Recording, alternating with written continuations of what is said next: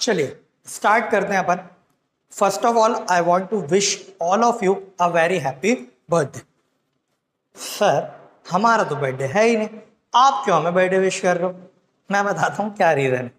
Listen, आपने जब class 11th में कॉमर्स स्ट्रीम ऑप्ट की तो अब आपका 10th तक का जो भी आपने पढ़ा हुआ है अब आपको उसके बारे में चिंता करने की ज़रूरत नहीं है। अब आप 11th में एक नई शुरुआत कर सकते हैं, प्रॉपरली अपनी स्टडीज़ को कैरी कर सकते हैं और अपना प्रॉपर करियर जो भी आपने डिसाइड कर रखा है उसमें फील्ड में बना सकते हैं। यानी अब यहाँ से आपकी एक नई शुरुआत हुई है, आप एक नई बिल्डिंग बनाने वाले हैं। आपको 10th तक के बारे में कुछ भी चीज़ की चिंता करने की कोई भी ज़रूरत नहीं, ठीक है।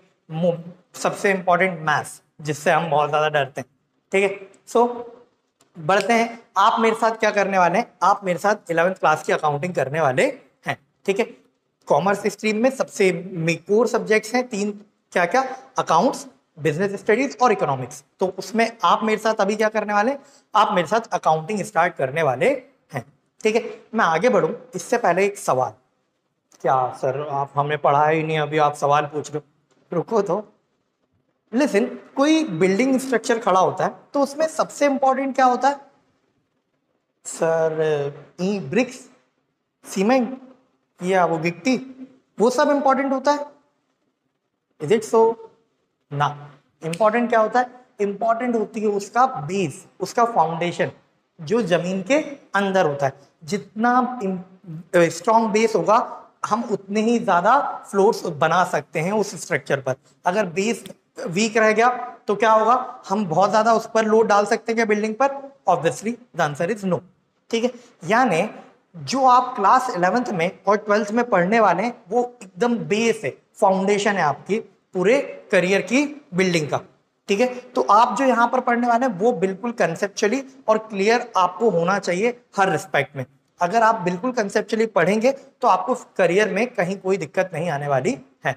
तो मैं आपको अकाउंट्स पढ़ाते समय पूरे कंसेप्ट लॉजिकल अंडरस्टैंडिंग के साथ पढ़ाने वाला हूं। तो करें अपन स्टार्ट। चलो देखते हैं। आप मेरे साथ क्या देखने वाले? अकाउंट्स देखने वाले। क्या देखने वाले?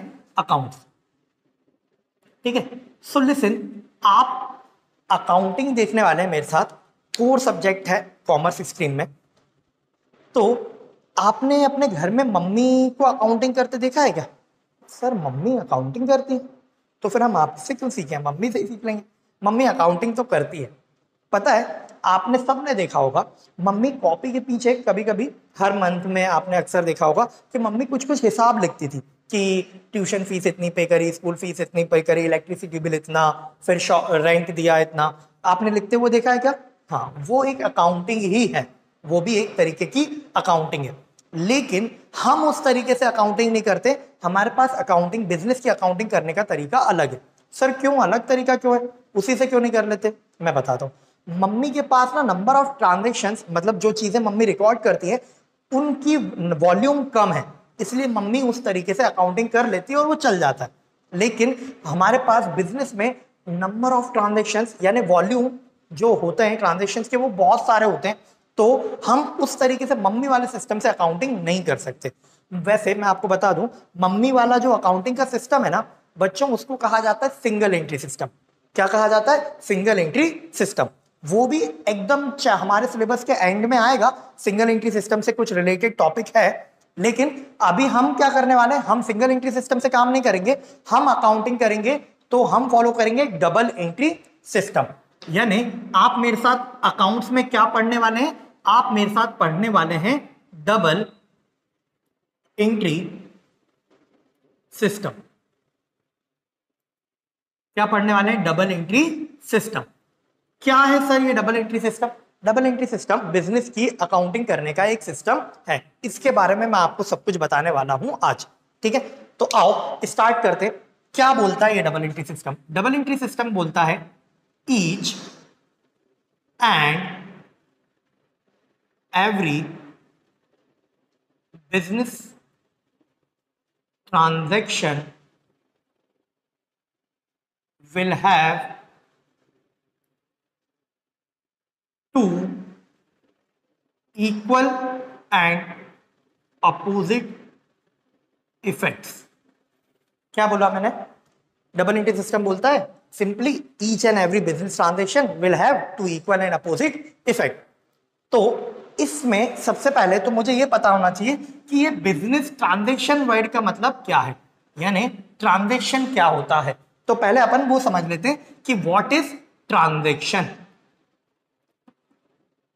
तो मैंने लिखा transaction is equals to an event which is measurable in terms of money will call, हम उसको क्या बोलेंगे, ट्रांजेक्शन बोलेंगे। सर समझाइए जरा थोड़ा सा, अभी लो। इवेंट, लिसन, मान लो कोई एक बहुत ही पॉपुलर सा पर्सन, कौन पॉपुलर सा पर्सन, लेट से सलमान खान।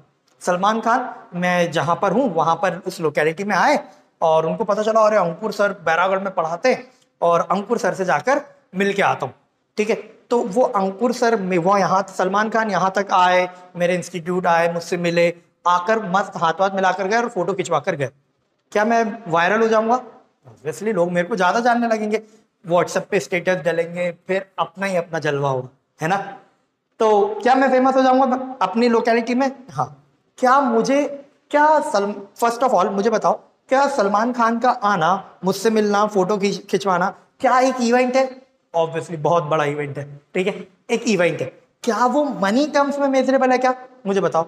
मुझे एक बात बताना सर, मनी टर्म्स में मेजरेबल मतलब क्या बोलना चाहते हो? मैं बताता हूँ। मुझे एक बात बताओ, मैं पढ़ा रहा हूँ, मुझे क्या फायदा होगा सलमान खान के आने से? क्या लोग मेरे को ज्यादा लोग जानने लगेंगे, मेरे पास नंबर ऑफ स्टूडेंट्स बढ़ जाएंगे? हाँ, है ना। तो मुझे फायदा तो होगा, मनी टर्म्स में भी होगा, बच्चे ज्यादा आएंगे, मुझे फीस देंगे। लेकिन क्या मैं कभी क्वांटिफाई कर पाऊंगा क्या कि सलमान खान के यहाँ आने की वजह से, मेरे साथ फोटो खिंचवाने की वजह से मुझे क्या बेनिफिट हुआ, कितने का बेनिफिट हुआ? क्या मैं कभी ये क्वांटिफाई कर पाऊंगा क्या? पॉसिबल है क्या? मैं कभी किसी से ये पूछूंगा क्या, अच्छा आप मेरे पास आए हो तो आप मेरे पास क्यों आए हो? वो सलमान खान के साथ मेरी फोटो देखी थी इसलिए क्या? कभी पूछूंगा क्या? नहीं। तो मुझे कभी ये पता चलेगा क्या कि वो जो इवेंट हुआ उस वजह से मुझे कितने का बेनिफिट हुआ? कभी पता चलेगा क्या? नहीं। तो लिसन, सलमान खान का यहां आना, मेरे साथ फोटो खिंचवाना इवेंट तो है, लेकिन उसको मनी टर्म्स में मेजरेबल नहीं कर सकते, मनी टर्म्स में मेजर नहीं कर सकते। तो वो कभी ट्रांजैक्शन बन पाएगा क्या? नहीं। ट्रांजैक्शन तभी होगा जब वो दोनों चीजें हो। क्या हो? कोई इवेंट भी हो और मनी में मेजरेबल भी हो। एक और एग्जांपल लेते हैं, चलो। लाइक से मैं अभी क्लास ले रहा हूं और कुछ बाउंसर टाइप के लोग आए 3-4 और आके मुझे खूब पीट के चले जाए, मेरे कपड़े अपने फट गए, खून वून निकल रहा है, ब्लीडिंग हो रही है। तो मुझे एक बात बताओ, क्या मेरा पिटना इवेंट है क्या? हाँ सर इवेंट तो है, बड़ा मजा आया तुम्हें पिटता देखा, इवेंट है। क्या मुझे उससे लॉस होगा क्या? हाँ लॉस भी होगा, क्योंकि लोगों को लगेगा अरे यार ये पिट रहे थे, मतलब कुछ तो गड़बड़ है, दया कुछ तो गड़बड़ है।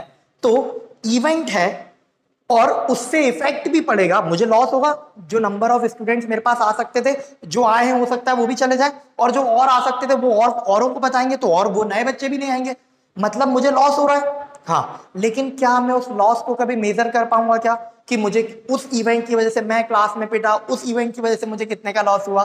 कभी मेजर कर पाऊंगा क्या उस इवेंट को? नहीं। तो वो इवेंट तो है बट मनी मेजरेबल नहीं है, इसलिए वो ट्रांजेक्शन नहीं बनेगा। एक और एग्जांपल लेते हैं। लाइक से मेरी शॉप है, रेडीमेड की शॉप है, मैं शॉप पे बैठा हुआ हूँ मस्त, एक कस्टमर आया, कस्टमर ने मुझसे बोला रेडीमेड की शॉप है, उसने बोला वो शर्ट पीस दिखाना जो डमी पे लगी हुई है। उसको वो शर्ट पसंद आ गई, वो आया, उसने शर्ट देखी, ट्राई करके देखी, उसको पसंद आई, उसने परचेज कर ली। उसने बोला कितने की? मैंने बोला 1200 रुपीज की। उसने मुझे 1200 दे दिए और मैंने उसको शर्ट दे दी। मुझे एक बात बताओ, कस्टमर का मेरी शॉप पर आना, शर्ट पसंद करना, क्या ये एक इवेंट है क्या? हाँ इवेंट है। वो शर्ट शॉप पर आया, शर्ट पसंद करी, ट्राई की, पसंद करके ले गया, क्या इवेंट है? हाँ। क्या मनी मेजरेबल है? हाँ 1200 रुपीज। क्या इवेंट है? हाँ। मनी मेजरेबल भी है? हाँ। तो क्या ट्रांजैक्शन हो गया क्या? हाँ। अब हम अकाउंटिंग किसकी करेंगे? देखो double entry system, each and every transaction हम अकाउंटिंग किसकी करेंगे? मैंने बोला था डबल एंट्री सिस्टम अकाउंटिंग करने का एक तरीका है, एक सिस्टम है, ठीक है, जिससे हम अकाउंटिंग करने वाले। तो हम उसमें अकाउंटिंग किसकी करेंगे? हमेशा हम हमेशा अकाउंटिंग करेंगे ट्रांजैक्शंस की। किसकी? ट्रांजैक्शंस की। और ट्रांजैक्शंस क्या होते हैं? कोई भी ऐसा इवेंट जो किस में मेजरेबल हो, इन टर्म्स ऑफ मनी मेजरेबल हो, उसको क्या बोलते हैं? ट्रांजैक्शन बोलते हैं, ठीक है। तो हम अकाउंटिंग किसकी करते हैं? ट्रांजैक्शंस की। सिंपल सी बात है, आपने जब मम्मी को घर में अकाउंटिंग करते देखा, मैंने बताया था मम्मी वाला सिस्टम क्या है, सिंगल एंट्री सिस्टम। हम किस सिस्टम से करते हैं, डबल एंट्री सिस्टम से। तो लिसन, मम्मी जो करती हैं, मम्मी जब अकाउंटिंग करती थी तो किस चीज की अकाउंटिंग करती थी, कहां पैसे आए और कहां गए, कहां से पैसे आए कितने और कहां कितने गए, वही ना। तो मम्मी कभी गलत कर सकती है क्या, नहीं। तो मम्मी भी पैसों की अकाउंटिंग करती थी और हम भी किसकी अकाउंटिंग करने वाले, पैसों की ही अकाउंटिंग करने वाले हैं। अकाउंटिंग किसकी होगी, मनी से रिलेटेड चीजों की होगी। तो फर्स्ट ऑफ ऑल हमने समझा व्हाट इज ट्रांजैक्शन, क्या होता है transaction, N event which is measurable in terms of money is called transaction. और उस ट्रांजैक्शन की हम रिकॉर्डिंग कैसे करेंगे, मतलब अकाउंटिंग कैसे करेंगे, डबल एंट्री सिस्टम को फॉलो करके। क्लियर है के बाद आगे बढ़ जाए, चलो आगे बढ़ते हैं। सो डबल एंट्री सिस्टम क्या बोलता है, each and every business transaction, वो समझ चुके हैं हम, will have to equal wait को होल्ड पर डालते हैं, पहले अपोजिट इफेक्ट। तो अपोजिट इफेक्ट का मतलब क्या है, यहां पर डबल एंट्री सिस्टम बोलता है कि जब भी कोई बिजनेस ट्रांजैक्शन होगा तो एक इफेक्ट को डेबिट लेंगे जिसको शॉर्ट में डीआर बोलेंगे, और एक इफेक्ट को क्रेडिट लेंगे जिसको शॉर्ट में सीआर बोलेंगे। डेबिट और क्रेडिट, डेबिट और क्रेडिट, आई के बाद समझ में। Each and every transaction will have to equal and opposite effect. Equal word मैंने होल्ड पर रखा है, और अपोजिट, अपोजिट मतलब क्या, एक डेबिट होगा और एक क्रेडिट होगा। सर ये डेबिट और क्रेडिट वर्ड ही क्यों यूज हुआ है, यही तो मेरा सवाल था, मैं पूछने वाला था आपसे। चलो अब आपने पूछ लिया तो मैं बताता हूं। लिसन, अगर हमारा बस चलता तो मैंने क्या बोला, अकाउंटिंग मतलब रिकॉर्डिंग हम किसकी करते, मनी से रिलेटेड चीजों की। अगर हमारा बस चलता तो हम यहाँ पर डेबिट क्रेडिट की जगह कुछ और नहीं रखते। सोचो जरा, क्या रखते अपन, क्या यहाँ पर अपन लक्ष्मी जी कुबेर जी रख सकते थे, एक लक्ष्मी जी एक कुबेर जी, दोनों धन के देवता, एक देवी और एक देवता, ठीक है। फिर राम सीता जी भी रख सकते थे, राधे श्याम रख सकते थे, कुछ और रख सकते थे, अपना खुद का नाम रख सकते थे। डेबिट क्रेडिट ही क्यों रखें, क्यों भाई क्यों रखें, जबरदस्ती है क्या कोई, तो इसका कुछ तो रैशनल रीजन होना चाहिए, लॉजिकल रीजन। तो आओ वही देखते हैं अपन। लिसन, अकाउंट्स में दो टर्म यूज होती हैं बच्चे, एक है डेबिट डेटर और एक है क्रेडिटर, एक है डेटर और एक है क्रेडिटर। ये सर ये क्या होता है मैं बताता हूं, मैं आपको धीरे धीरे जब जब जैसे जैसे नीड पड़ेगी मैं आपको बिजनेस की अकाउंटिंग की कुछ टर्मिनोलॉजीज बताऊंगा, जैसे मैंने अभी आपको डेटर और क्रेडिटर बताया है और मैं समझाऊंगा, ठीक है। तो जैसे जैसे जरूरत पड़ेगी वैसे वैसे अपन देखते चले जाएंगे, क्योंकि अगर एक साथ देखेंगे तो बड़ी दिक्कत हो जाएगी, हौच पौच हो जाएगा, सब कुछ नूडल बन जाएगी, ठीक है। तो आओ पहले देखते हैं ये डेटर और क्रेडिटर क्या है। मैं पहले बता देता हूं बेटा, डेटर वर्ड में डी और आर है, और देखो डेबिट में क्या है, डी आर, डेबिट को शॉर्ट में डी आर बोलते हैं, क्रेडिटर में सी और आर है, और क्रेडिट को शॉर्ट में क्या बोलते हैं, सी आर बोलते हैं, ठीक है। यानी डेबिट वर्ड का मीनिंग और क्रेडिट वर्ड का मीनिंग कहीं ना कहीं काय में छिपा हुआ है, डेटर में और क्रेडिटर में। अगर मुझे ये दोनों बातें समझ में आ जाए तो मैं क्या समझ सकता हूं कि what is debtor, what is debit and what is credit, ठीक है। And why it is debit and why it is debit and credit, ठीक है। सो लिसन, देखेंगे मैं आपको एक एग्जांपल देता हूं। लाइट से बच्चे, ये मैं हूं, ये मैं हूं, ठीक है, अंकुर जैन, और ये आप है, भोले भाले से चुन्ने मुन्ने, ठीक है, ये आप है। मान लो ये ए, ये बी, और एक और अपन मूवी में लाते सीन में एक सी नाम के पर्सन को, ठीक है। तीन पर्सन हो गए, ए बी और सी, ठीक है। जे हटा देते हैं, ए बी सी रहने देते हैं, ज्यादा इजी हो जाएगा, ठीक है। लिसन, मैं आपके पास आया, यार मेरे को थोड़े से पैसे की जरूरत है, आप कुछ अमाउंट उधार दे सकते हो क्या मेरे को कुछ टाइम के लिए। आपने बोला सर अब आप क्या सोचोगे, बोला यार सर ही तो हैं अपने, दे देते हैं, चलो कोई बात नहीं, दे देंगे सर बाद में वापस। तो आपने मुझे 10,000 रुपीज क्या कर दिए, मनी लेंडिंग कर दी, कितने, 10,000 रुपए उधार दे दिए, ठीक है।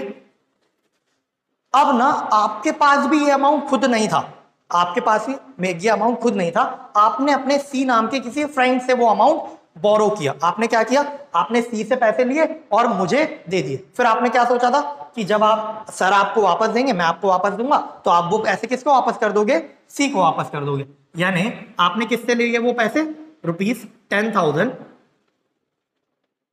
किससे लिए, सी से लिए हैं, ठीक है। अब आपके एंगल से बात करेंगे अपन, ठीक है।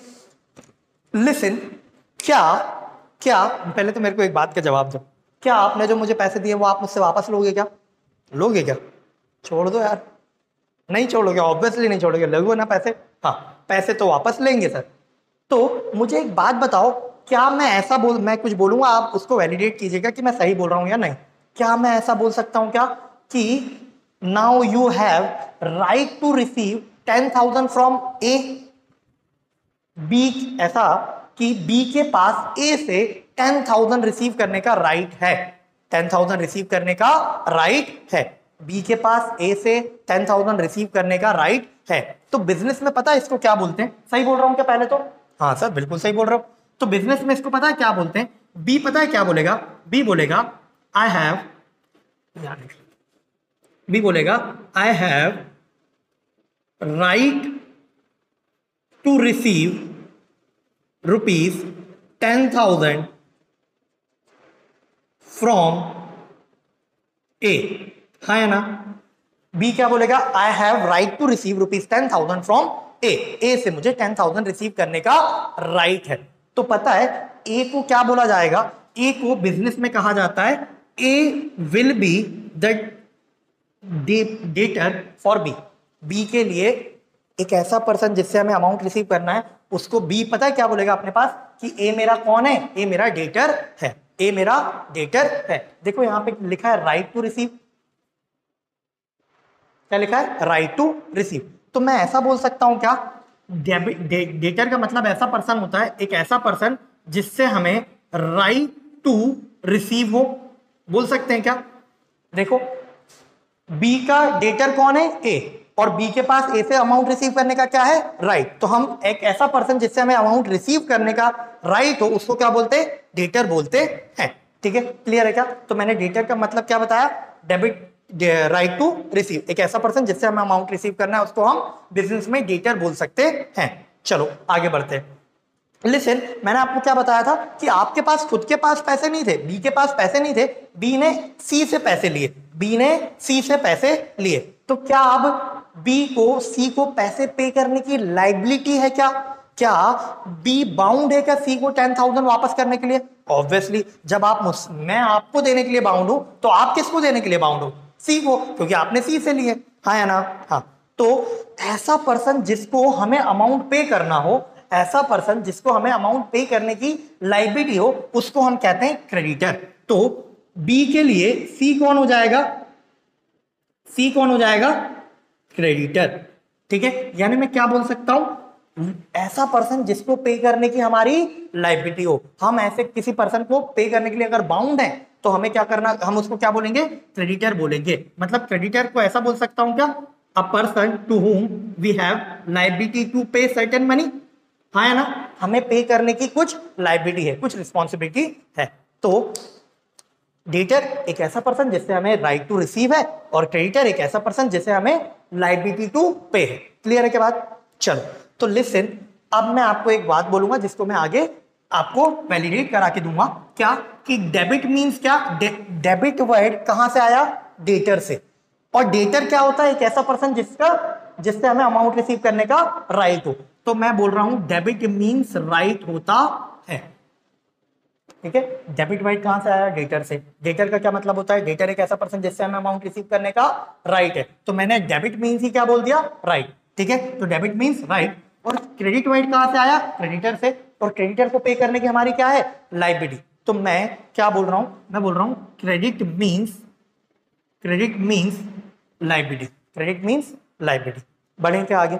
अभी मैंने आपको क्या बताया? डबल एंट्री सिस्टम बताना स्टार्ट किया है। और डबल एंट्री सिस्टम में मैंने बताया each and every transaction will have to equal and opposite effect. ये इक्वल वर्ड छोड़ दिया है, अपोजिट का मतलब एक इफेक्ट डेबिट होगा और एक इफेक्ट क्रेडिट होगा। किसका इफेक्ट होगा? ट्रांजैक्शन का। ट्रांजैक्शन क्या होता है? N event which is measurable in terms of money. तो अगर कोई ट्रांजैक्शन हुआ, इवेंट जो मनी मेजरेबल होगा, तो ट्रांजैक्शन हुआ तो उसकी रिकॉर्डिंग कैसे करेंगे? डबल एंट्री सिस्टम से करेंगे। तो और जब उसका इफेक्ट लेंगे तो एक इफेक्ट डेबिट लेंगे और एक इफेक्ट क्रेडिट लेंगे, ठीक है। और अब बात आती है इक्वल। इक्वल का मतलब क्या होता है पता है?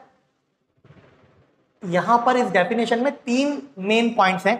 एक ट्रांजैक्शन, एक इक्वल और एक अपोजिट। आपने ट्रांजैक्शन वाइड का मीनिंग समझ लिया मेरे से, अपोजिट वाइड का मतलब भी समझ लिया। अब बात आती है इक्वल।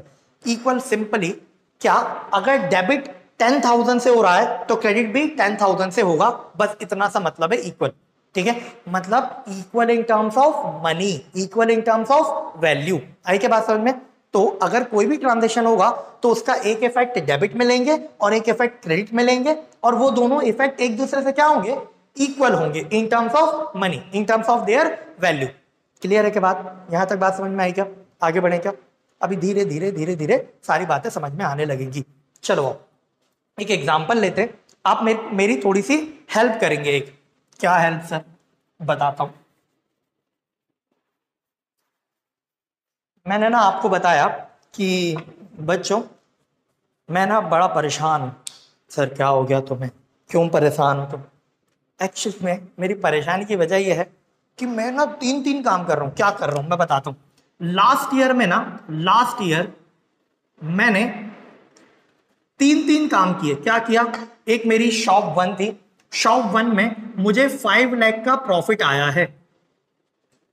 मैंने आपको फिर से बताया कि मेरी एक शॉप 2 है, शॉप 2 में मुझे 2 लाख का प्रॉफिट आया है। ठीक है, और मेरी एक और है शॉप 3, शॉप 3, शॉप 3 में ना मुझे 1 लाख रुपीस का लॉस हो गया है। क्या हो गया है? लॉस हो गया है। तो मैंने उसको ब्रैकेट में लिख दिया। तो ये मेरे को प्रॉफिट टोटल कितना हुआ दो शॉप से? 7 लाख। लॉस कितना हो गया? 8 लाख। तो नेट रिजल्ट मेरा लास्ट ईयर का क्या रहा? Net loss 1 lakh rupees. कितने का लॉस हो गया मुझे लास्ट ईयर में? 1 लाख रुपीस का। और मैं अब बहुत परेशान हूं यार, मैं क्या करूं? इतनी तीन तीन दुकानें चला रहा हूं, इतनी मेहनत, उसके बाद भी यार 1 लाख रुपए का लॉस हो गया। अभी आप ही बताओ क्या करूं? सर इतनी सी बात? कुछ नहीं है सर, ये जो शॉप 3 है ना, आप इसको उठाकर बंद कर दीजिए। अगर आप इस शॉप 3 को अभी बंद कर दें तो आप क्या बोलेंगे? शॉप 3 को बंद कर दीजिए। शॉप 3 बंद कर देंगे तो क्या होगा? ये 1 लाख का लॉस आना बंद हो जाएगा। ये 1 लाख का लॉस गया तो 5 तो शॉप 1 से कमा ही रहे हैं, 2 शॉप 2 से कमा रहे हैं, तो टोटल प्रॉफिट कितने का? 7 लाख रुपीस का। हाँ या ना? मैं खुश हो जाऊंगा, हाँ या ना? हाँ। तो आपने क्या बोला? यही था ना आंसर आपका? हाँ सर, शॉप 3 बंद करवाएंगे, सीधा सा दिख रहा है। चलो, तो शॉप 3 आपने मुझसे बंद करवा दी। तो ये तो रहा आपका डिसीजन। अब मैं सिचुएशन थोड़ी सी चेंज कर दूं क्या? सर ये ऐसा मत करो ना, आप कर लेते हैं ना, थोड़ा सा देख लेते हैं। चलो मैंने सिचुएशन चेंज करी। मैंने ना बोला यार मैं आपको ये सब नहीं बता रहा। क्या नहीं बता रहा? मैंने ये फिगर नहीं दिया आपको, फिगर नहीं दिए। मैंने डायरेक्ट बताया कि यार मेरी ना तीन तीन शॉप है, शॉप 1, शॉप 2, शॉप 3, तीन तीन दुकानें होने के बावजूद भी मुझे 1 लाख का लॉस आ रहा है, 1 लाख का लॉस आ रहा है। अब आप मुझे बताओ मैं क्या करूं? अच्छा क्या करोगे आप? बता पाओगे क्या आप? सर अक्कड़ बक्कड़ बम्बे वो ऐसा करेंगे क्या अपन? ऐसे डिसीजन लिए जाते हैं क्या? मान लो अगर गलती से अपन ने शॉप, सबसे ज्यादा किससे कमा रहे थे अपन? 5 लाख रुपीस शॉप 1 से। अगर गलती से अक्कड़ बक्कड़ बम्बे बो में 80-90 पूरे 100 किस पे आ गया? चोर निकल के भागा आ गया शॉप 1 पे, तो शॉप 1 बंद करवा दोगे। शॉप बंद 1 बंद हो जाएगी तो और लॉस बढ़ जाएगा, हाँ है ना? तो ऐसा तो नहीं होगा। मतलब क्या आप ऐसा बोलना चाह रहे हो क्या कि सर अगर आप ना मुझे शॉप 1 के फिगर, शॉप 2 के फिगर और शॉप 3 के फिगर बाइफरकेटेडली अलग अलग नहीं दोगे जब तक, तब तक आप कोई डिसीजन नहीं ले सकते?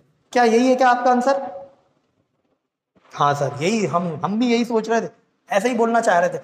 क्या पॉसिबल है क्या? मैंने बता दिया आपको कि 3 शॉप है और 1 लाख का लॉस है। अब बताओ क्या करना चाहिए मुझे कि ये लॉस आना बंद हो जाए?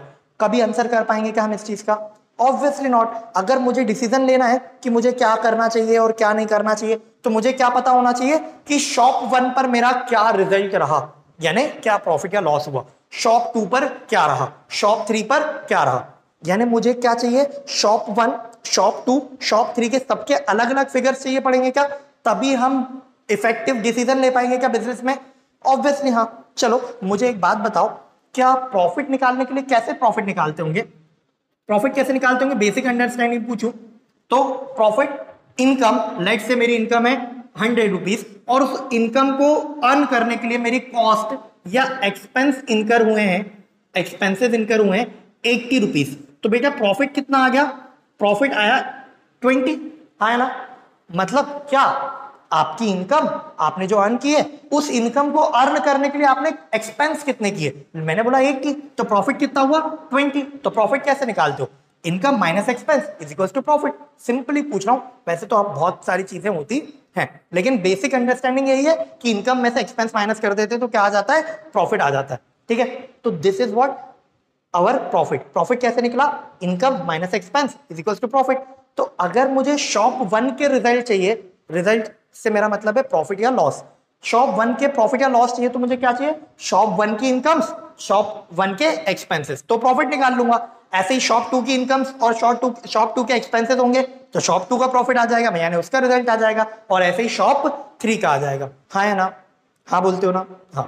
तो इसका मतलब ये हुआ, अगर मुझे इफेक्टिव अकाउंटिंग करनी है, अगर मुझे इफेक्टिव अकाउंटिंग करनी है ताकि मैं उसके बेसिस पर फ्यूचर के डिसीजंस ले पाऊं, तो मुझे क्या करना पड़ेगा? अकाउंटिंग करते समय बिजनेस की अकाउंटिंग करनी पड़ेगी, शॉप की, शॉप 1 की, शॉप 2 की, शॉप 3 की। और अकाउंटिंग से मेरा मतलब क्या है? इनकम एक्सपेंसेस को रिकॉर्ड करना। अभी आप इतना ही समझ के चलेंगे तो इजी रहेगा। इनकम एक्सपेंसेस को रिकॉर्ड करना, शॉप 1 के अलग करने पड़ेंगे, शॉप 2 के अलग और शॉप 3 के अलग, ताकि मुझे उनके इंडिविजुअल्स क्या पता चल पाए?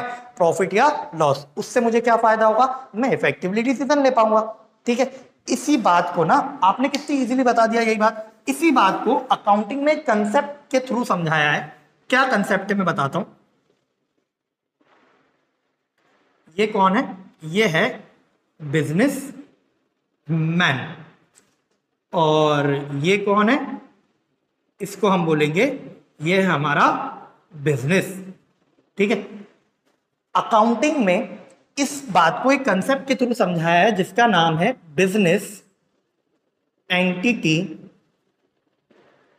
कंसेप्ट। बिजनेस एंटिटी कंसेप्ट क्या बोलता है? ये business entity concept, business entity concept ये बोलता है कि जब भी आप अकाउंटिंग करने जाओ तो आप हमेशा अकाउंटिंग बिजनेस की करो, बिजनेसमैन की कभी भी अकाउंटिंग मत करो। मतलब क्या हुआ इसका? कि देखो, मैं ये 3 काम कर रहा था, शॉप 1, शॉप 2 और शॉप 3। तो अगर मैं अकाउंटिंग शॉप 1 की अलग नहीं करूं, शॉप 2 की अलग नहीं करूं, तो मैं कभी इफेक्टिव डिसीजन ले पाऊंगा क्या? नहीं। अभी आप लोगों ने डिसाइड करके दिया मुझे, तो मुझे अकाउंटिंग क्या करनी पड़ेगी? शॉप 1 की अलग, 2 की अलग और 3 की अलग। यानी अंकुर जैन अलग और अंकुर जैन की शॉप 1 अलग, अंकुर जैन अलग और अंकुर जैन की शॉप 2 अलग, और अंकुर जैन अलग, अंकुर जैन की शॉप 3 अलग। हमेशा अकाउंटिंग किसकी करेंगे? हमेशा हमेशा अकाउंटिंग हम करेंगे बिजनेस की, ना कि बिजनेस मैन की। हमेशा अकाउंटिंग किसकी की जाएगी भैया? हमेशा अकाउंटिंग बिजनेस की जाएगी। बिजनेसमैन की अकाउंटिंग कभी करेंगे क्या? नहीं। ठीक है, चलो, इतना सा कंसेप्ट था बिजनेस एंटिटी कंसेप्ट। अब आगे बढ़ते हैं। आप मेरी एक छोटी सी और हेल्प कर दो। सर ये कितनी हेल्प करवाओगे? थोड़ी सी। चलो, मुझे एक बात बताओ, आपने अभी डिसीजन लिया था कि शॉप 3 हम बंद करवा रहे हैं, सर आपकी शॉप 3 बंद करवा दी, तो अब मेरे पास कितने काम बचे? शॉप 1 और शॉप 2। अब मैं ना एक काम और करना चाहता हूं यार, मैं खाली नहीं बैठना चाहता। मैंने आपसे बोला बताओ कौन सा बिजनेस स्टार्ट करना चाहिए। आपने बोला सर एक काम करते हैं, एक नई शॉप खोल लो आप, शॉप 4 नाम दे देते हैं उसको, और शॉप 4 आप ओपन कर लेना स्टेशनरी की। चलेगा क्या? स्टेशनरी की। सर आपने ये तो बताया नहीं शॉप 1, 2 और 3 काय की थी। छोड़ो ना, क्या करना है, अभी शॉप 4 पर आते हैं। शॉप 4 काय की खोलने वाले हैं अपन? स्टेशनरी की। तो अभी अपन ने जो बिजनेस एंटिटी कंसेप्ट पढ़ा, उसके अकॉर्डिंग क्या होगा? अंकुर जैन अलग और अंकुर जैन की शॉप 4 अलग, स्टेशनरी वाली शॉप अलग। ऐसा मानोगे क्या आप? हाँ। तो जैसे ही मैंने सोचा यार, चलो, जैसे ही मेरे माइंड में आइडिया आया, सर क्या बना रहे हो? ट्राई कर रहा हूं बल्ब बनाने का। सर ये तो पता नहीं क्या ही बन गया। चलो, जैसे ही मेरे दिमाग की बत्ती जली और मेरे दिमाग में आइडिया आया कि यार चलो अपन एक स्टेशनरी की शॉप ओपन करते हैं, वैसे ही मेरे माइंड में एक अलग से गुड्डा आ जाना चाहिए। ठीक है, गुड्डा मतलब जिन, जैसे चिराग घिसा और जिन निकल आता है, वैसे जिन। हुकुम मेरे आका। उसने बोला बताओ क्या करना है तुम्हारे लिए। मैंने बोला एक स्टेशनरी की शॉप ओपन कर दी जाए। मैंने बोला एक स्टेशनरी की शॉप ओपन कर दो, तो बेटा एक बिजनेस आ जाएगा। क्या? Shop number 4। बिजनेस का नाम क्या है? Shop number 4, that is stationary की शॉप। तो जैसे ही मेरे माइंड में आइडिया आया, एक अलग एंटिटी आ जाती है for the purpose of accounting, accounting के पर्पस के लिए एक अलग एंटिटी आ जाती है, ठीक है। हम हमेशा अकाउंटिंग क्या मान के करेंगे कि बिजनेस एक अलग से एंटिटी है, बिजनेस एक अलग से एंटिटी है जो अपने ओनर से अलग है। बिजनेस एंटिटी कंसेप्ट यही बोलता है, मैं आगे पढ़ाऊंगा अभी उसको थ्योरेटिकली, लेकिन बोलता वो यही है, उसका क्रक्स यही है कि हमेशा इन दोनों को अलग अलग मानो और अकाउंटिंग इसकी करना। तो अकाउंटिंग करने के लिए आपको अज्यूम तो करना पड़ेगा ना कि हाँ कोई एंटिटी है, इसलिए एंटिटी कंसेप्ट कहा जाता है। क्लियर है क्या बात? तो हम इसको क्या मान लेंगे, जैसे हमने चिराग घिसा, मतलब मेरे माइंड में आइडिया आया, तो एक जिन आया, उसने बोला हुकुम मेरे आका, और मैंने बोला स्टेशनरी की शॉप। तो अब मेरे को एक बात बताओ, जैसे ही मैं उससे बोलूंगा कि स्टेशनरी की शॉप खोल दे, तो क्या उसको, अब मुझे बताना, बिजनेस सेटअप करने के लिए, बिजनेस स्टार्ट करने के लिए हमें सबसे पहली चीज क्या चाहिए? बोले ऐसे थोड़ा, मैं यहाँ पे था, मैंने बोला स्टेशनरी की शॉप ओपन कर दे, ऐसे ही ओपन कर दूं क्या? पैसे वैसे तो दो। तो अब I have to give certain money, हाँ है ना, बिजनेसमैन ही देगा ना ऑब्वियसली। जिनके पास कहां से पैसा आएगा, मतलब बिजनेस के पास पैसा कहां से आएगा? बिजनेसमैन इन्वेस्ट करेगा, हाँ है ना। तो क्या ये कुछ अमाउंट इन्वेस्ट करता है क्या बिजनेस में? हाँ, ये कुछ अमाउंट इन्वेस्ट करता है क्या बिजनेस में? हाँ, उस अमाउंट को बिजनेस में कहा जाता है, अकाउंटिंग में कहा जाता है कैपिटल। क्या कहा जाता है? कैपिटल। अभी मैंने एक वर्ड बताया था डेटर, एक बताया क्रेडिटर, अब एक और वर्ड बता रहा हूं आपको, कैपिटल। कैपिटल क्या होता है? Amount invested bye businessman in business, amount invested bye businessman in business is called what? Capital. ठीक है। अच्छा, अब मुझे एक बात बताना, ठीक है, तुम वैसे नहीं बताओगे, अपन उसी वाले एग्जांपल पर आते जरा फटाफट। ये कौन है? ये मैं हूं और ये आप हो, ये मैं हूं और ये आप हो। आपने मुझे 10,000 मनी लैंडिंग की थी, है ना, आपने मुझे 10,000 उधार दिए थे, क्या वो पैसे आप मुझसे वापस मांगोगे क्या? हाँ या ना? आपने मुझे 10,000 दिए, अब आप फ्यूचर में मुझसे वापस मांगोगे? ऑब्वियसली सर, कैसी बातें कर रहे हो, ये तो होगा ही ना, पैसे तो लेंगे। तो आप मुझसे पैसे वापस मांगोगे, इट मींस मेरी लायबिलिटी है आपको पे करने की। बोलो हाँ, द आंसर इज यस। हाँ सर बिल्कुल यस, सही बोल रहे हो आप, सही जा रहे। यानी अभी ये बिजनेसमैन ने अमाउंट इन्वेस्ट किया बिजनेस में, यानी मैं ऐसा बोल सकता हूं ना कि इसने इसको पैसे लैंडिंग किए, पैसे उधार दिए। बोलो हाँ या ना? एग्री करते हो क्या? दोनों को अलग अलग मान रहे हैं, ध्यान रखना, दोनों को अलग अलग मान रहे हैं, मतलब इसने इसको अमाउंट, कैपिटल क्या होता है? अमाउंट इन्वेस्टेड बाय बिजनेसमैन इन बिजनेस। तो मैं क्या ऐसा बोल सकता हूं क्या कि बिजनेस के लिए this amount of capital is a liability towards businessman? दोनों को अलग अलग मानना है, फिर से बताता हूं, बिजनेसमैन और इधर बिजनेस। इसको अज्यूम करो कि ये कौन हो? ये आप हो। आप खुद पर बात आती है ना तो बड़ा फील आता है, समझ जाते बात। मान लो आपने मुझे पैसे उधार दिए, तो क्या आप मुझसे पैसे वापस लोगे क्या? हाँ, तो क्या मैं ऐसे बोलूं ना कि यार मेरी ना लायबिलिटी है, इसकी शक्ल थोड़ी सी बदल देते हैं अपन, फील आएगा, क्या इसकी लायबिलिटी है क्या पे करने की? हाँ, तो ऐसे ही जब आपने मेरे को उधार दिया था तो मेरी लायबिलिटी थी, तो अभी बिजनेसमैन ने बिजनेस को उधार दिया, मतलब कैपिटल दिया है, तो बिजनेस के लिए क्या है? बिजनेस के लिए ये amount of capital is a liability, amount of capital is a liability for business towards businessman. आई क्या बात समझ में? ठीक है। कैपिटल क्या होता है? Capital amount invested bye businessman in business. Now ये कैपिटल बिजनेस के लिए क्या है? So capital is a liability of business towards businessman. Business के लिए कैपिटल का अमाउंट क्या है? लायबिलिटी है कि मालिक को ये पैसा फ्यूचर में देना पड़ेगा, ऑब्वियसली देना पड़ेगा, इसने इसमें पैसा लगाया है, मतलब उधार दिया है काइंड ऑफ। ठीक है, तो इसका मतलब क्या हुआ कि ये जो भी अर्न करेगा, प्रॉफिट अर्न करेगा, वो भी ये ले जाएगा, और ये अमाउंट ऑफ कैपिटल तो ये लेकर जाएगा ही जाएगा, हाँ या ना? चलो, तो जैसे ही मैंने चिराग घिसा था, जिन आया था, मैंने, उसने बोला हुकुम मेरे आका, और मैंने बोला एक स्टेशनरी की शॉप ओपन की जाए, और उसने क्या बोला? लाओ थोड़ा अमाउंट तो दो। मैंने क्या दे दिया उसको? कैपिटल दे दिया। अब मुझे एक बात बताओ, वो जिन जाके क्या करेगा, मतलब बिजनेस जाके क्या करेगा? क्या बिजनेस शॉप के लिए क्या चाहिए पड़ेगा?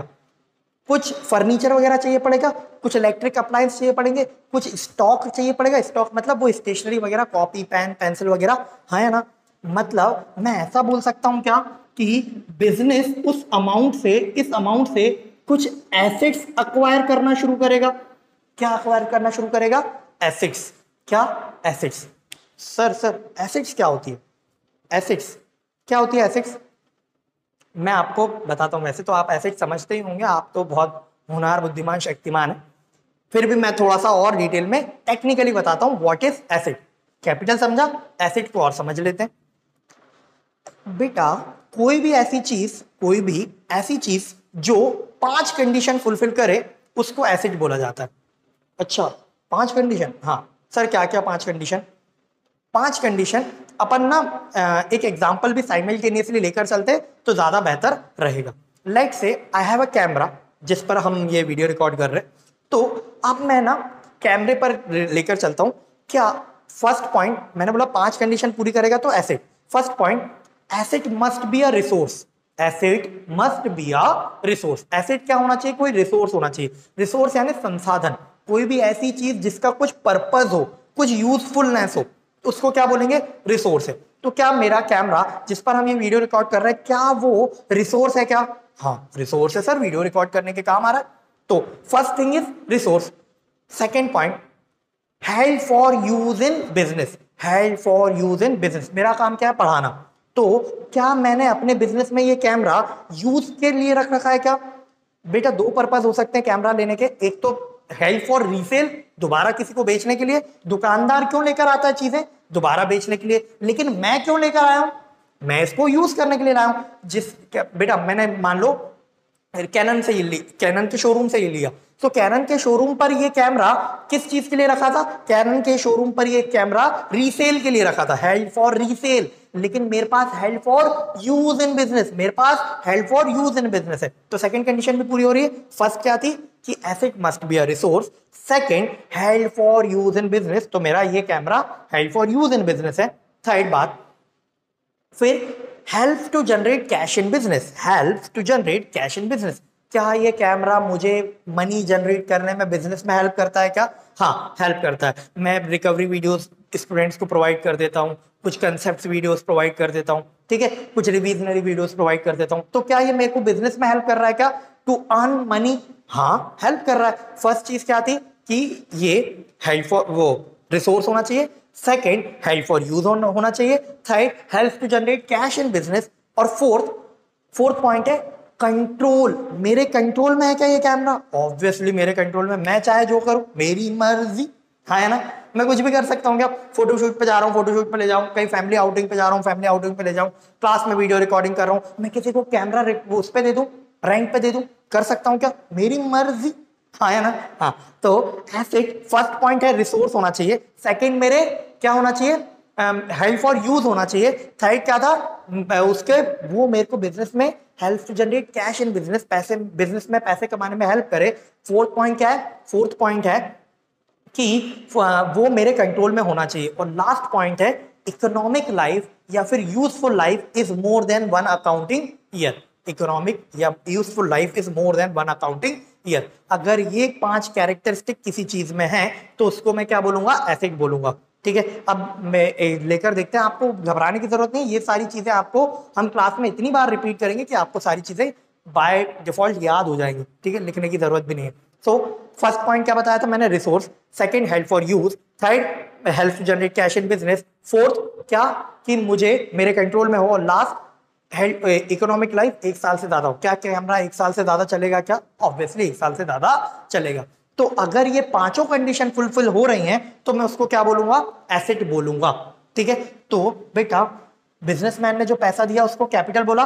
फिर बिजनेस, उस हम क्या मान रहे हैं दोनों को अलग अलग, तो हम ऐसा मान के चल रहे हैं कि एक अलग एक पर्सन ही है।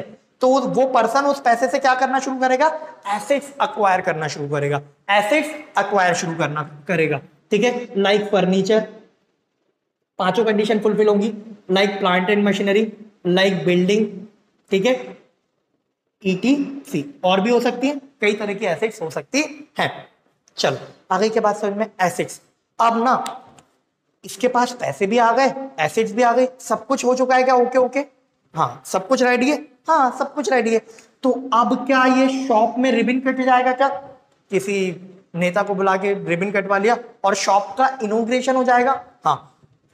तो मेरे बच्चे जिस दिन भी शॉप का इनॉग्रेशन हुआ जिस दिन भी शॉप का इनॉग्रेशन हुआ, रिबन कटा, क्या उसी दिन से बिजनेस में कुछ एक्सपेंसेस होना शुरू हो जाएंगे क्या?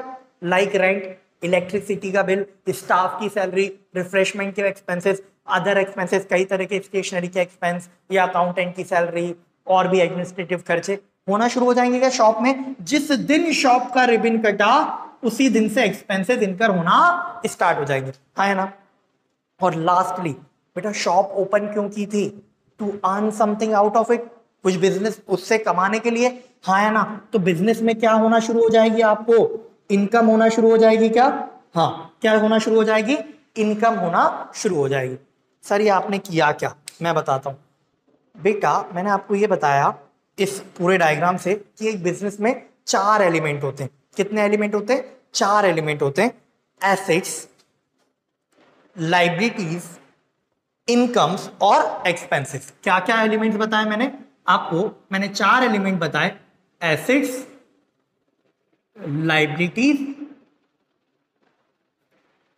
एक्सपेंसेस और इनकम्स।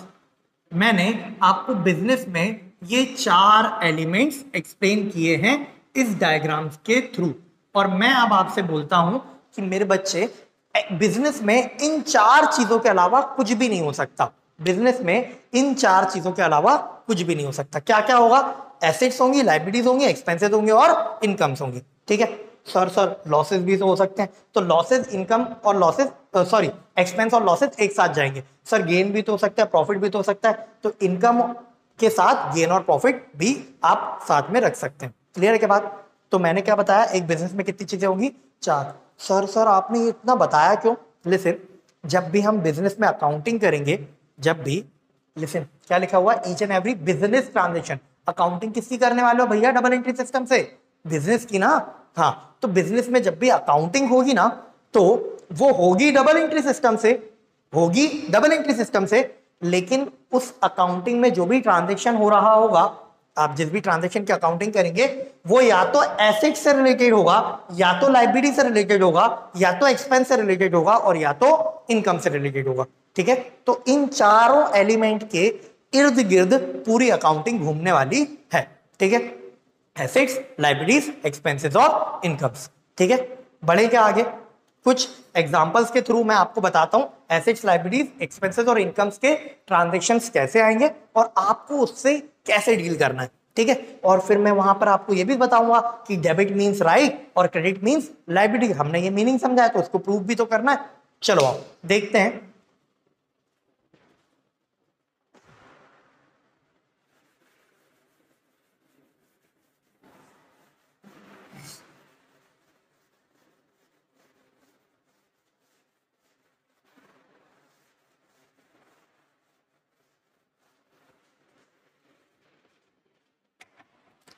सो लिसन, मैंने आपको बताया बिजनेस में 4 एलिमेंट होंगे, एसेट्स, लाइबिलिटीज, इनकम्स और एक्सपेंसेस। ठीक है, तो एक काम करते हैं, इसको भी यहां पर लिख लेते हैं। एसेट्स, लाइबिलिटीज, एक्सपेंसेस और इनकम्स, ये 4 चीजें होंगी। सबसे पहले हम स्टार्ट करते हैं एसेट से। बिजनेस में या तो एसेट इंक्रीज होगी और या तो एसेट डिक्रीज होगी, या तो एसेट इंक्रीज होगी और या तो एसेट डिक्रीज होगी। तो अगर बिजनेस में एसेट इंक्रीज हुई तो हम करेंगे डेबिट, और अगर एसेट डिक्रीज हुई तो हम करेंगे क्रेडिट। ठीक है, मैं अब एक्सप्लेन करता हूं। डेबिट का मतलब मैंने बताया था राइट, और क्रेडिट का मतलब मैंने बताया था लाइबिलिटी। तो कैसे ये वर्क करता है वो, ठीक है। लिसन, अपन ने एसेट को लेकर के 5 पॉइंट देखे थे। सबसे पहले रिसोर्स हेल्ड फॉर यूज, फिर क्या helps to generate cash in business. 4th point था कि मेरे कंट्रोल में होना चाहिए, एसेट मेरे कंट्रोल में होना चाहिए। और 5th पॉइंट क्या था? इकोनॉमिक लाइफ 1 साल से ज्यादा हो। ठीक है, सुनना मेरी बात। आपने क्या बोला? एसेट कोई भी ऐसी चीज होगी जिस पर हमारा कंट्रोल हो। लाइक से मैं एक मोबाइल फोन जाकर, मैं शॉप पर गया, एक मोबाइल फोन परचेज करके लाया। क्या मैंने मोबाइल फोन परचेज किया तो मुझे उस मोबाइल फोन को यूज करने का राइट मिला क्या? Think about it. क्या मुझे राइट मिला क्या? अब वो उस फोन का मैं जैसे चाहे यूज कर सकता हूं, मैं चाहे जो करूं। हाँ या ना? कोई रोक सकता है क्या? नहीं रोक सकता है। तो लिसन, मेरे पास मोबाइल फोन आया तो मेरे पास एक एसेट आई। बेटा मोबाइल फोन पर पांचों कंडीशन फुलफिल हो जाएंगी, देख लो। रिसोर्स भी है, बहुत यूजफुल है, मोबाइल के बिना तो। सेकंड, हेल्प फॉर यूज, आप यूज के लिए ला सकते हो, फिर पैसा कमाने में हेल्प करेगा। हाँ, अगर बिजनेस में हम वो मोबाइल यूज कर रहे हैं तो पैसा कमाने में हेल्प भी करेगा। फोर्थ, आपके कंट्रोल में है, ऑब्वियसली आपके कंट्रोल में, और इकोनॉमिक लाइफ 1 साल से ज्यादा है, हाँ वो भी है, तो वो एसेट तो है। तो क्या वो एसेट आप परचेज करके लाए तो आपका उस मोबाइल फोन पर मैं बोलूं तो राइट इंक्रीज हो गया क्या? फील करो जरा, आपको क्या उस एसेट को यूज करने का राइट मिल गया? हाँ सर सही बोल रहे हो, राइट मिल गया। तो डबल एंट्री सिस्टम में अगर आपको राइट दिखाना हो तो किससे दिखाओगे? डेबिट से। तो मैंने क्या बोला, इंक्रीज अगर होगी एसेट तो डेबिट करेंगे। क्या लगता है, क्या लॉजिकल सही है कि डेबिट का मतलब आपने सर राइट बताया, और एसेट इंक्रीज होती है तो हमारा राइट भी इंक्रीज होता है, right to use that asset, हाँ है ना? बढ़ता है ना? हाँ, तो जब भी बिजनेस में एसेट इंक्रीज होगी तो उसको क्या करेंगे? डेबिट। सर क्रेडिट का क्या लॉजिक है? क्रेडिट का कोई लॉजिक नहीं, सिंपली बात है, डबल एंट्री सिस्टम में 2 इफेक्ट लेने हैं, एक डेबिट और एक क्रेडिट। तो अगर आपने इंक्रीज में डेबिट किया है तो डिक्रीज में क्या करोगे? क्रेडिट करोगे। क्लियर है के बात? इतना आपको समझ में आया? चलो एक ट्रांजेक्शन लेकर देखते हैं अपन, ताकि अपने को बात और क्लियर हो जाए। ठीक है, मैंने बोला purchase a mobile worth rupees 10,000 in cash. मतलब क्या हुआ? मैं शॉप पर गया मतलब क्या होगा? हमेशा जब भी अपन बात कर रहे होंगे, एक बार फिर से बना लेते हैं, क्या ये कौन है? बिजनेसमैन, और ये कौन है? बिजनेस। अकाउंटिंग अपन किसकी करने वाले हैं? अकाउंटिंग हमेशा बिजनेस की करने वाले हैं। तो ये एसेट इंक्रीज डिक्रीज भी किसकी होगी? बिजनेस की। किसके पॉइंट ऑफ व्यू से देखने वाले हो आप? हमेशा अकाउंटिंग बिजनेस की होगी। हमेशा अपन हर चीज किसके पॉइंट ऑफ व्यू से देखने वाले हैं? बिजनेस के पॉइंट ऑफ व्यू से देखने वाले हैं। और मैंने आपको एक सिंपल सा ट्रांजेक्शन दिया। Transaction means what? Event which is measurable in terms of money. मैंने मोबाइल फोन खरीदा, क्या वो इवेंट है? हाँ इवेंट है। 10,000 का खरीदा, क्या मनी मेजरेबल है? हाँ मनी मेजरेबल है। तो क्या बन गया वो? ट्रांजेक्शन। तो मैंने ट्रांजेक्शन दिया कि बिजनेस ने 10,000 रुपीज का कैश पे करके मोबाइल फोन खरीदा। तो अब मुझे एक बात बताओ, क्या ये ट्रांजेक्शन है? हाँ, तो ट्रांजेक्शन है तो कैसे अकाउंटिंग करेंगे इसकी? डबल एंट्री सिस्टम से। तो डबल एंट्री सिस्टम क्या बोलता है? डबल एंट्री सिस्टम बोलता है each and every business transaction will have 2 equal and opposite effect. Each and every transaction will have 2 equal and opposite effect. तो ये ट्रांजेक्शन है, इसके 2 इफेक्ट देख ले क्या?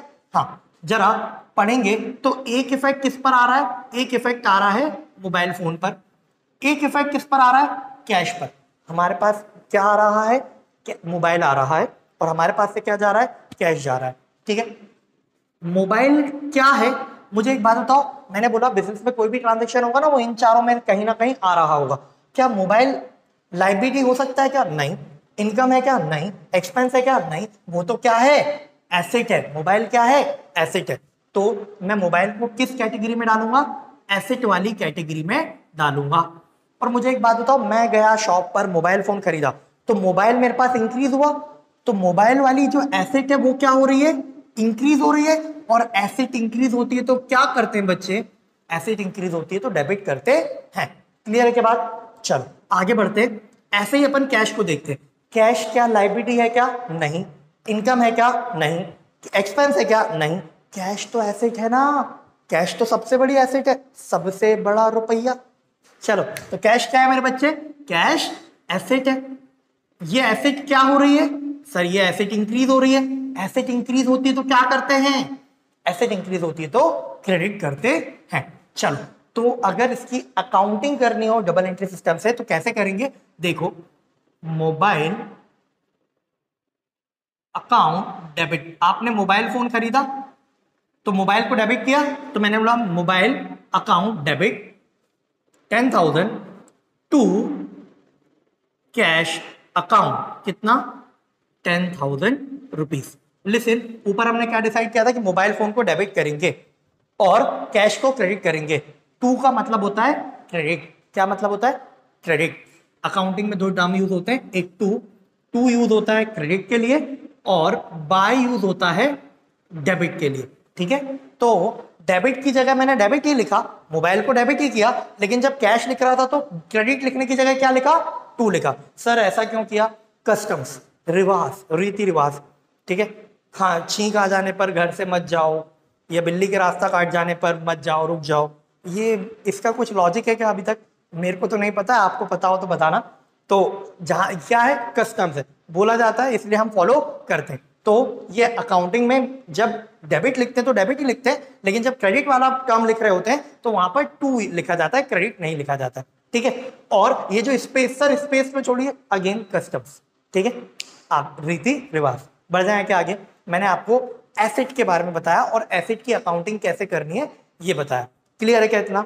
चलो आगे बढ़े क्या? हाँ सर, आगे बढ़ते हैं, एक और ट्रांजेक्शन बताते हैं। अब ना आपको अभी एसेट के बारे में बताया, अब लायबिलिटी के बारे में बताते हैं। ठीक है, एसेट इंक्रीज होती है तो डेबिट करते हैं और लायबिलिटी डिक्रीज होती है तो क्रेडिट करते हैं। लायबिलिटी में जस्ट अपोजिट रहेगा। कैसा रहेगा? अपोजिट रहेगा। मतलब क्या सर? कि लायबिलिटी इंक्रीज हो तो क्रेडिट करो और लायबिलिटी डिक्रीज हो तो डेबिट करो। इंक्रीज होने पे क्या करने का? क्रेडिट, और डिक्रीज होने पे क्या करने का? डेबिट करने का। क्लियर है क्या? अब समझते हैं क्यों। क्रेडिट डिवाइड का मतलब क्या बताया था मैंने? लायबिलिटी, हाँ या ना? हाँ। अब ना एक एग्जांपल लेके देखते हैं। हमने देखा था बिजनेसमैन बिजनेस को पैसे देता है, उसको क्या बोलते हैं? कैपिटल बोलते हैं। और कैपिटल बिजनेस के लिए क्या होती है? बिजनेस के लिए होती है liability towards owner, towards owner यानी बिजनेसमैन। बिजनेसमैन को वो पैसा वापस करना होता है। हाँ, तो अब मेरी बात सुनना, क्या मैं बिजनेस बताना चाह रहा है कि मेरी ना लायबिलिटी बढ़ गई, अगर उसकी किसी ट्रांजैक्शन की वजह से लायबिलिटी बढ़ेगी तो डेबिट और क्रेडिट में से क्या करके बताएंगे? क्रेडिट करके बताएंगे। क्यों? क्योंकि क्रेडिट का मतलब ही क्या है? क्रेडिट का मतलब हमने समझा कि क्रेडिट का मतलब लायबिलिटी होता है। तो बिजनेस में जब भी हमें लायबिलिटी को डिनोट करना होगा, लायबिलिटी बतानी होगी, तो हम क्या करके बताएंगे? क्रेडिट करके बताएंगे। तो लायबिलिटी बढ़ना क्रेडिट, लायबिलिटी कम होना डेबिट। क्लियर है के बाद? चलो एक ट्रांजेक्शन देखते। Start business with cash rupees 1 lakh. क्या किया हमने? रुपीज 1 लाख कैश से बिजनेस स्टार्ट किया। जैसे ही मैं ये ट्रांजेक्शन पढ़ूंगा ना, जैसे ये ट्रांजेक्शन पढ़ूंगा, क्या ये ट्रांजेक्शन है क्या? मैं बताता हूं हुआ क्या है। स्टार्ट बिजनेस मतलब क्या? ओनर ने बिजनेस को पैसे दिए तभी तो बिजनेस स्टार्ट होगा ना। हाँ, तो ओनर ने बिजनेस को पैसे दिए, इसको क्या बोलते हैं? कैपिटल बोलते हैं। क्या ये इवेंट है क्या? हाँ। क्या ये इवेंट मनी टर्म्स में मेजरेबल है? 1 लाख रुपए दिए बोलो, तो क्या मनी टर्म्स में मेजरेबल है? हाँ, तो ये क्या बन गया? ट्रांजेक्शन। ट्रांजेक्शन बनाया तो इसकी अकाउंटिंग कैसे होगी? डबल एंट्री सिस्टम से। डबल एंट्री सिस्टम क्या बोलता है? Each and every transaction, each and every business transaction will have to equal and opposite effect. इस ट्रांजेक्शन के 2 इफेक्ट देखें क्या? हाँ सर देखते हैं। बेटा एक इफेक्ट आएगा कैश पर और एक इफेक्ट आएगा कैपिटल पर। एक इफेक्ट आएगा कैश पर और एक इफेक्ट आएगा कैपिटल पर। सर सर सर, हाँ आप ये डबल इफेक्ट निकाल रहे हो, हमसे हमसे कैसे होगा? आप धीरे धीरे प्रैक्टिस करेंगे तो आपको भी ये इफेक्ट निकालना इजीली आने लगेगा। ठीक है, थोड़ा सा टाइम दीजिए तो सारी चीजें बाद में आपके दिमाग में बैठने लगेंगी। ठीक है, अभी तो हमें प्रैक्टिस करनी है। ठीक है, अभी तो सिर्फ समझा है, अभी प्रैक्टिस बहुत सारी बाकी। चलो, so start business with cash rupees 1 lakh. तो इस ट्रांजेक्शन के इफेक्ट क्या हो रहे हैं? 2, कैश और कैपिटल। कैश इन चारों में से क्या है? एसेट, लायबिलिटी, इनकम, एक्सपेंस में से क्या है? ऊपर डिसाइड किया था अपन ने, कैश क्या होती है? एसेट होती है। ठीक है, अरे एसेट पे 5 पॉइंट है। कितने पॉइंट? 5। रिसोर्स, क्या एसेट रिसोर्स है? सबसे बड़ा रुपया एसेट ही सबसे बड़ा रिसोर्स है, सॉरी कैश ही सबसे बड़ा रिसोर्स है। तो पहला पॉइंट तो कंप्लीट हो रहा है। Second, held for use. भाई जिसके पास कैश है, जिसके पॉकेट में कैश है, वो ऑब्वियसली उसके यूज का है, बेकार पैसा तो पड़ा ही नहीं है। रिसोर्स है, हाँ। हेल्प फॉर यूज है, क्या पैसा है? पैसा कमाने में हेल्प करता है क्या? ऑब्वियसली आप कुछ खर्च करेंगे तो उस खर्चे से आपने कुछ कैश एक्सपेंस इनकर किए तो आपसे उसको, उस एक्सपेंस की वजह से आपने वो कैश पे किया, उसकी वजह से आपको कुछ और कैश रिसीव करने का मौका मिलेगा। तो कैश आपको पैसा कमाने में हेल्प करता है क्या? हाँ। फिर आपके कंट्रोल में है क्या? ऑब्वियसली बहुत कंट्रोल में, आपके ही कंट्रोल में, आपका पैसा आपके कंट्रोल में। Last point, economic life. क्या मैं पैसे को जमीन में गाड़ के रख दूं 100 साल तक, तो इकोनॉमिक लाइफ उसकी 100 साल से ज्यादा है क्या? हाँ, कितनी भी हो सकती है, अनलेस डिमोनेटाइजेशन हो गया हो। ठीक है, अगर डिमोनेटाइजेशन हो गया तो कोई वैल्यू ही नहीं, लेकिन अदरवाइज उसकी वैल्यू 1 साल से तो कहीं ज्यादा है। ठीक है, तो कैश एसेट है, हाँ कैश एसेट है। अच्छा, कैपिटल क्या है? कैपिटल तो अपन ने पहले ही डिसाइड कर ली थी, कैपिटल क्या होती है? लायबिलिटी होती है। अच्छा, मुझे एक बात बताओ, बिजनेसमैन ने बिजनेस को पैसे दिए, उसको कैपिटल बोलते हैं। तो बिजनेस के पास क्या होगा? क्या कैश इंक्रीज होगा? हाँ या ना? कैश आएगा, कैश इंक्रीज होगा। क्या लायबिलिटी भी इंक्रीज होगी क्या? लिसन, सोच के देखो, ये मैं हूं, मैंने इससे पैसे बोरो किए, किससे? आपसे ही बोरो किए। आपने मुझे पैसे दिए तो मेरे पास क्या आएगा? मेरे पास एक तो कैश आएगा, तो कैश इंक्रीज होगा। क्या अब मुझे आपको फ्यूचर में वापस पे करना पड़ेगा? हाँ सर, बिल्कुल पे करना पड़ेगा। तो मेरी क्या आपको पे करने की लायबिलिटी इंक्रीज होगी क्या? हाँ, ऐसे बिजनेस की पे करने की लायबिलिटी इंक्रीज होगी टूवर्ड्स बिजनेसमैन। तो लायबिलिटी क्या हो रही है? इंक्रीज। एसेट इंक्रीज होती है तो क्या करते हैं? डेबिट करते हैं। और लायबिलिटी इंक्रीज होती है तो क्या करते हैं? क्रेडिट करते हैं। ठीक है, तो देखते हैं क्या एंट्री करेंगे इसकी। Cash account debit ₹1 lakh to मतलब credit to capital account, to capital account. Clear है के बाद? ये मैंने इस ट्रांजेक्शन की जनरल एंट्री करके दिखाई। क्या क्या देख चुके हैं अपन, फटाफट बताएंगे। अपन अकाउंट्स कर रहे हैं, अकाउंट्स में अपन ने क्या देखा? डबल एंट्री सिस्टम देखना स्टार्ट किया था। डबल एंट्री सिस्टम क्या बोलता है? Each and every transaction will have 2 equal and opposite effect. First one is debit, another one is credit. Debit white कहां से आया? डेटर से। डेटर कौन होता है? एक ऐसा पर्सन जिससे हमें अमाउंट रिसीव करने का राइट होता है, राइट टू रिसीव। तो हम डेबिट का मतलब क्या बोलते हैं? राइट। और क्रेडिट वाइट कहां से आया? क्रेडिटर से। क्रेडिटर कौन होता है? एक ऐसा पर्सन जिसको अमाउंट पे करने की हमारी लायबिलिटी है। तो हम क्रेडिट वाइट का मतलब हमने क्या समझा? कि लायबिलिटी। ठीक है, फिर अपन ने एक कंसेप्ट देखा, बिजनेस एंटिटी कंसेप्ट। क्या बोलता है बिजनेस एंटिटी कंसेप्ट? कि बिजनेस और बिजनेसमैन दोनों अलग अलग हैं, बिजनेस और बिजनेसमैन दोनों अलग अलग हैं, और अकाउंटिंग हमेशा किसकी होगी? बिजनेस की होगी, बिजनेसमैन की नहीं। यानी अकाउंटिंग हमेशा किसकी होगी? बिजनेस की होगी। ठीक है, बिजनेस की अकाउंटिंग होती है, बिजनेसमैन की नहीं। चलो, फिर अपन ने क्या देखा? फिर अपन ने देखा एक बिजनेस में कितने एलिमेंट हो सकते हैं, कितनी चीजें हो सकती हैं? 4। Assets, liabilities, incomes, expense. Assets, liabilities, incomes, expense. फिर एसेट के बारे में 5 पॉइंट देखे, और हमने देखा अगर एसेट बढ़ती है तो डेबिट और कम होती है तो क्रेडिट, और उसको प्रूफ करके देखा। फिर लायबिलिटी बढ़ती है तो क्रेडिट, कम होती है तो डेबिट, और उसको भी हमने प्रूफ करके देखा। ठीक है, अब आज इतना ही, नेक्स्ट देखेंगे हम इसके बाद आगे का नेक्स्ट क्लास में। ठीक है।